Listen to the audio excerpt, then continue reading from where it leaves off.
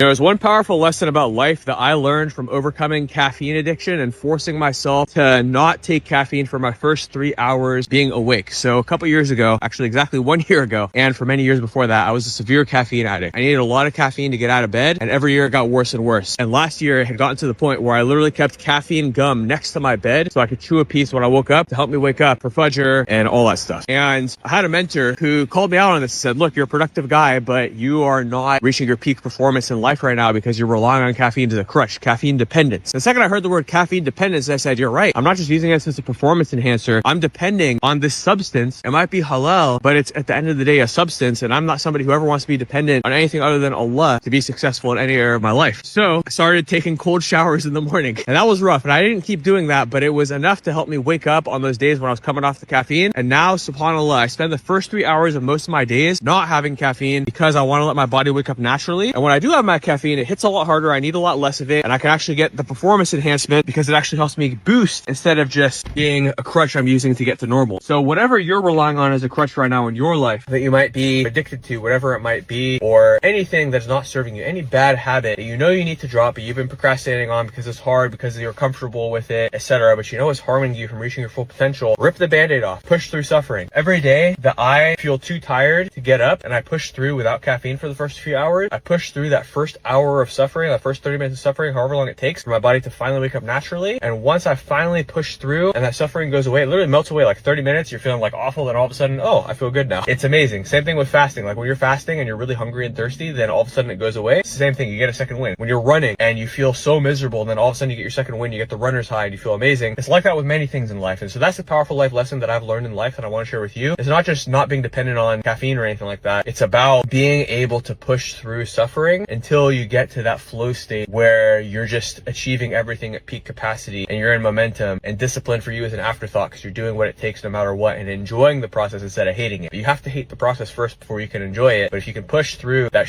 relatively short period of suffering, you can spend the rest of the day a champion. And that 30 minutes of suffering, that 3 hours that I wait to take my caffeine, I mean, it's only really the first 30 minutes is difficult. After that, it's easy. The rest of my 24 hours a day is that much better. I encourage you to do the same. Whatever it is in your life that you need to push through, stop being in your comfort zone and start pushing through suffering and being disciplined. May Allah make you successful. Ameen.